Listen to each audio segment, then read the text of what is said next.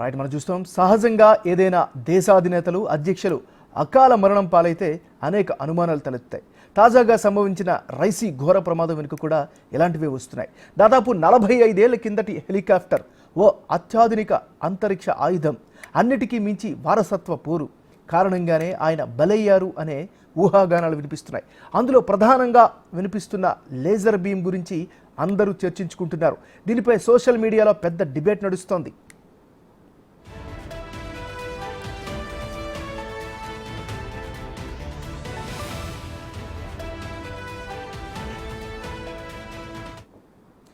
Iran అధ్యక్షుడు Ebrahim Raisi మరణం ప్రమాదం కాదని, అంతరిక్షం నుంచి అత్యాధునిక లేజర్ వెపన్తో హెలికాప్టర్ను పేల్చి ఉంటారు అన్న కథనాలు ఆన్లైన్లో వ్యక్తమవుతున్నాయి. గాలిలో హెలికాప్టర్ పేలి మండుతున్న ఫోటోను ట్వీట్ చేసి అంతరిక్షం నుంచి లేజర్ వెపన్తో హెలికాప్టర్ను పేల్చి ఉంటారు అన్న సందేహం వ్యక్తం చేస్తున్నారు నెటిజన్లు.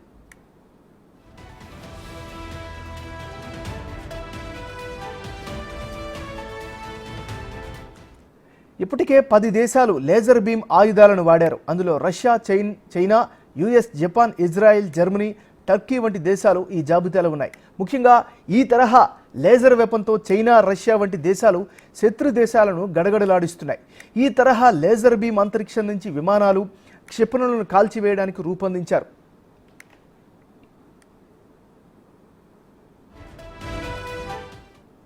ఇటీవలి కాలంలో సరికొత్త టెక్నాలజీని ఉపయోగించి లేజర్ ఆయుధాలను తయారు చేయడం లాంటివి చేస్తున్నాయి ఎన్నో దేశాలు. ఈ క్రమంలోనే చైనా దగ్గర ఇప్పటికే లేజర్ ఆయుధాలు ఉన్నాయి అంటూ వార్తలు వస్తున్నాయి. ఇదే క్రమంలో జపాన్కి సంబంధించిన యుద్ధ విమానం మాయమవడానికి కూడా లేజర్ ఆయుధాలే కారణమంటూ ఎంతోమంది రక్షణ రంగ నిపుణులు అంచనా వేస్తున్నారు. ఇకపోతే ఇప్పుడు ఇజ్రాయెల్ కూడా లేజర్ ఆయుధాల తయారు చేసింది. దీనికి సంబంధించిన పరీక్షలు కూడా 2022లోనే చేసింది. అమెరికా, ఇజ్రాయెల్ సంయుక్తంగా చేసిన వెపన్తోనే రైసీని మట్టుబెట్టి ఉండొచ్చు అనే వాదనలు వినిపిస్తున్నాయి.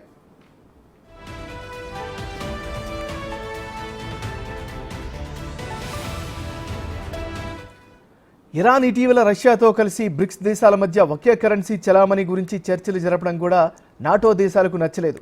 నాటో దేశాలతో సరిపడిన అనేక దేశాల అధినేతలు గతంలో ఏదో ఒక ప్రమాదంలో మరణించడం కూడా చరిత్రే.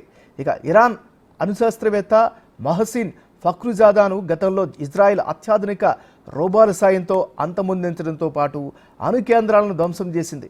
అదే తరహా రైసీ హత్యకు ఇజ్రాయెల్ అత్యాధునిక ఆయుధాలను వాడి ఉండొచ్చు అన్న అనుమానాలు వ్యక్తమవుతున్నాయి. అయితే అధికారిక వర్గాలు మాత్రం ఈ వార్తలను ధృవీకరించలేదు. ప్రస్తుతానికి రైసీ మరణాన్ని హెలికాప్టర్ ప్రమాదంగానే ధృవీకరించారు.